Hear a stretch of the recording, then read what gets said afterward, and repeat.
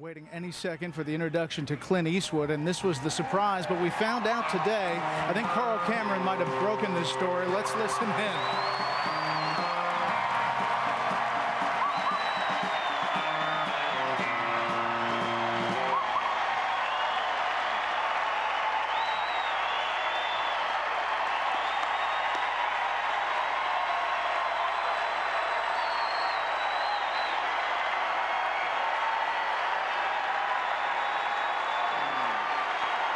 Thank you very much.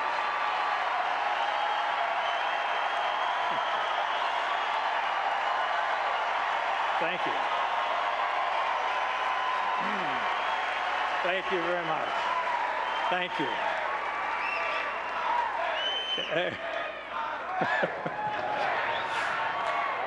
Save a little for Mitt.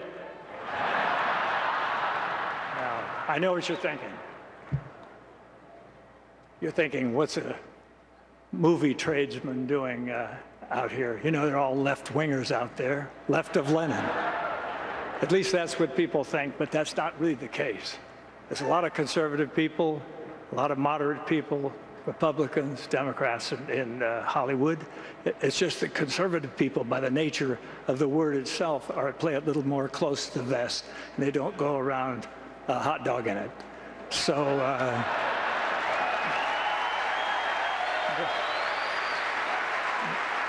But they're there. Believe me, they're there. And I just, I think that, in fact, there's some of them around town. I saw John Voight. There's a lot of people around here in town. John's here, Academy Award winner, terrific guy. And these people are all like-minded, like all of us. So I've got Mr. Obama sitting here. And he's, I just was going to ask him a couple questions. But, you know, about, I remember 3.5 years ago when Mr. Obama won the election. And though I wasn't a big supporter, I was watching that night when he was having that thing. And they were talking about hope and change. And they were talking about, yes, we can. And it was dark and it was outdoors and it was nice. And people were lighting candles and they were saying, you know, and I just thought, this is great. I mean, everybody's crying. Oprah was crying. And I was even crying. And then finally, I haven't cried that hard since I found out that there's 23 million unemployed people in this country.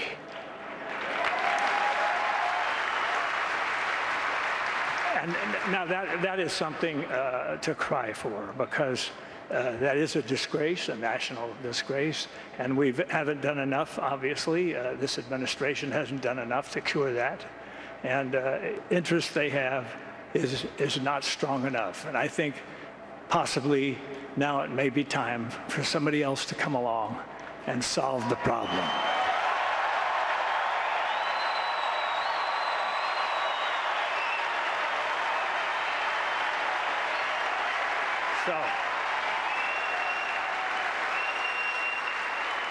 So, Mr. President, how do you handle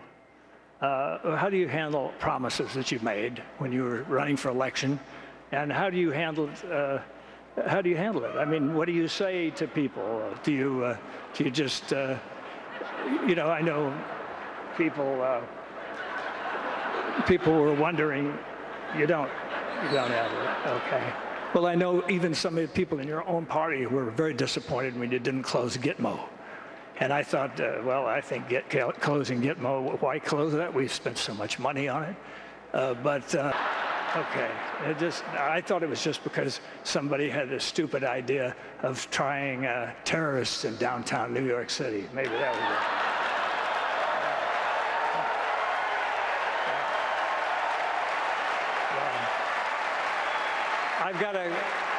I've got to hand it to you. I've got to give credit where credit's due. You did overrule that finally. And that's so now we're moving onward. And I know I know you were against the war in Iraq, and that's okay. But you thought the war in Afghanistan was okay. I mean, you thought that was something that was worth doing.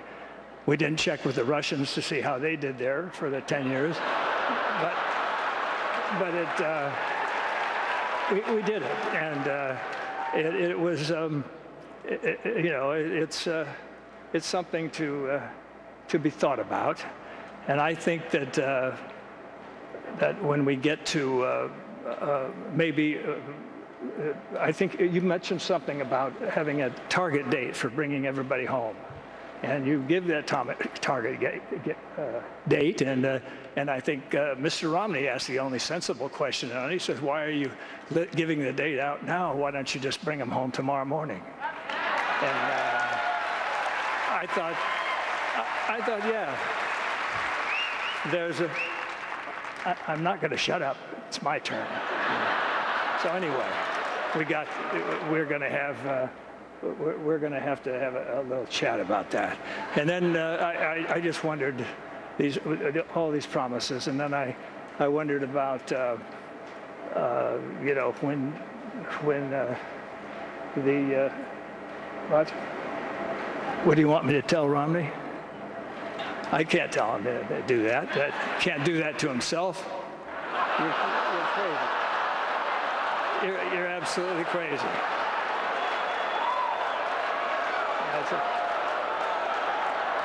You're getting as bad as Biden.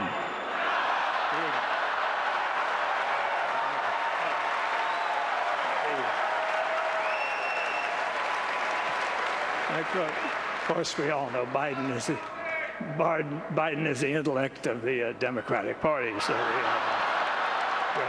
just a kind of a grin with a body behind it, you know, it's just kind of a thing.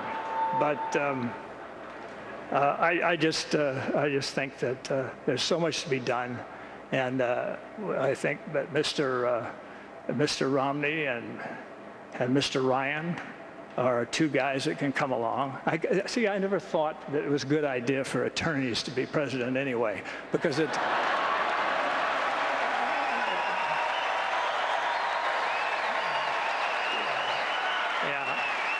I think attorneys are so busy, you know, they're always taught to argue everything and always weigh everything and weigh both sides, and they're always, you know, they're always devil's advocating this and bifurcating this and bifurcating that, you know, all that stuff. But I think it's maybe time, what do you think, for maybe a businessman? How about that?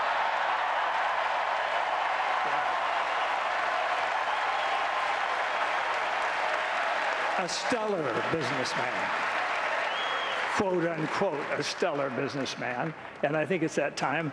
And I think if you just kind of stepped aside and Mr. Romney can kind of take over, you could still use the plane. Though maybe a smaller one, not that big gas guzzler that you're driving around when you're going around to colleges and talking about student loans and stuff like that. I think. You're an ecological man. Now, why would you want to drive that truck around? Okay. Well, anyway.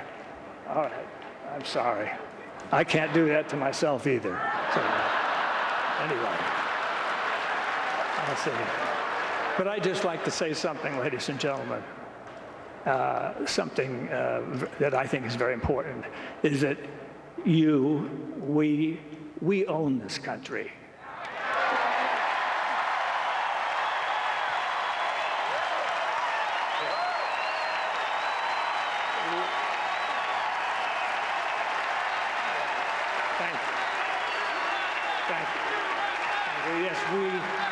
We own it. And it's not you owning it and not politicians owning it. Politicians are employees of ours. And so they're just going to come around and beg for votes every few years, and it's the same old deal. But I just think that it's important that you realize that and that you're the best in the world. And whether you're Democrat or whether you're a Republican or whether you're libertarian or whatever, you're the best, and we should not ever forget that. And when somebody does not do the job, we got to let them go.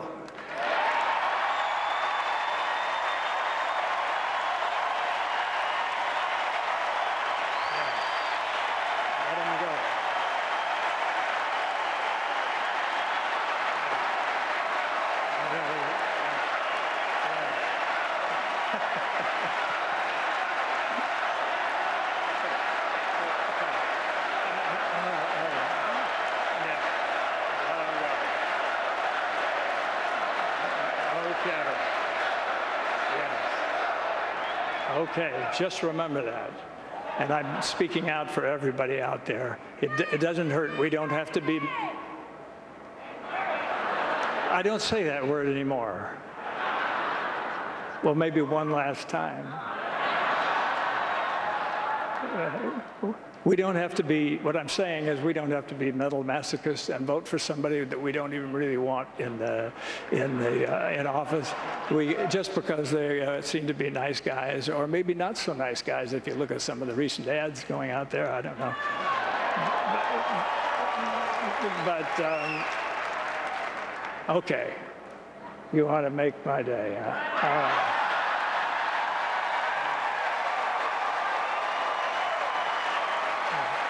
right. All right, I'll start it, you finish it. Go ahead. All right, thank you. Thank you very much.